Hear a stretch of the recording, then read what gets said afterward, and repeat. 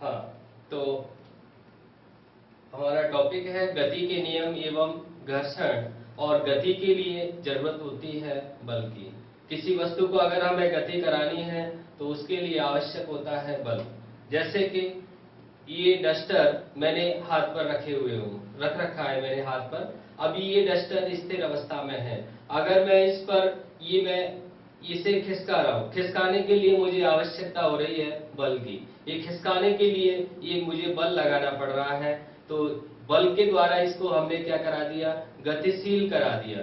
तो इस तरह से बल के द्वारा स्थिर वस्तु को गतिशील किया जा सकता है। इसी तरह से अगर कोई वस्तु इस गतिशील है तो बल के द्वारा हम उसको स्थिर भी कर सकते हैं। इस प्रकार से बल एक ऐसी भौतिक राशि है, एक ऐसा कारक है जिसके कारण या जिसके द्वारा किसी स्थिर वस्तु को गतिमान किया जा सकता है या गतिमान करने का प्रयास किया जा सकता है या फिर गतिमान वस्तु को स्थिर किया जा सकता है। तो इस तरह से बल की परिभाषा अगर देनी है तो बल की परिभाषा इस प्रकार से होगी कि बल एक ऐसी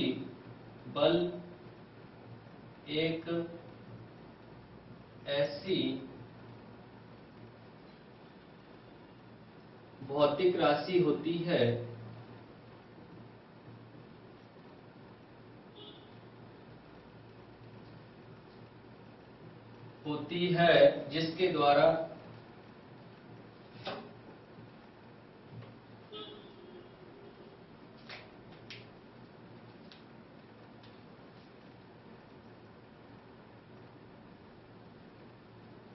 जिसके द्वारा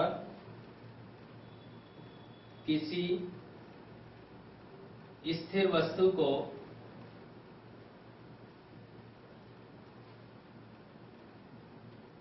गतिमान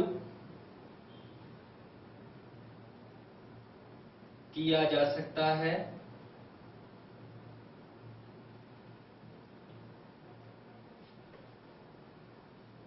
अथवा गतिमान करने का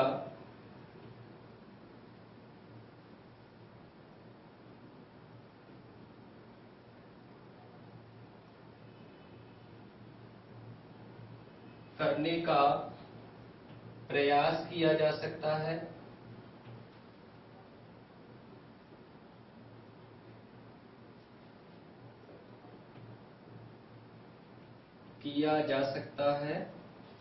इसी प्रकार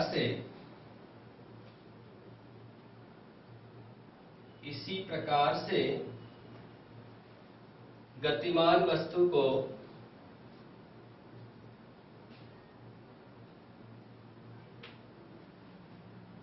स्थिर किया जा सकता है।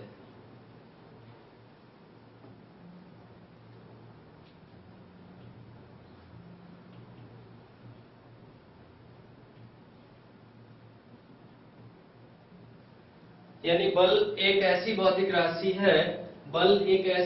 राशि होती है जिसके द्वारा किसी स्थिर वस्तु को गतिमान किया जा सकता है अथवा गतिमान करने का प्रयास किया जा सकता है। इसी प्रकार से किसी गतिमान वस्तु को स्थिर किया जा सकता है। तो ये बल की परिभाषा हो जाती है। बल के बाद अब हम लेते हैं जड़त्व कि जड़त्व क्या होता है। जैसे ये डस्टर यहाँ पर रखा हुआ है, अब इसको मैं अगर ये खिसकाने की कोशिश कर रहा हूँ और ये खिसकने का विरोध कर रहा है, यानी इसके अंदर एक इस तरह का गुण है कि स्थिर रखा हुआ है तो स्थिर ही रहना चाहता है। तो ये मैं इसको गतिमान करने का प्रयास कर रहा हूँ तो ये इसका विरोध कर रहा है। तो ये जो इसके अंदर जो गुण है, इस गुण को हम नाम दे रहे हैं जड़त्व। जैसे कि कमरे के अंदर कोई संदूक रखा हुआ है और हम उसको खिसकाने की कोशिश कर रहे हैं और वो नहीं खिसक रहा है, इसका मतलब उसके अंदर जड़त्व काफी ज्यादा है। तो जड़त्व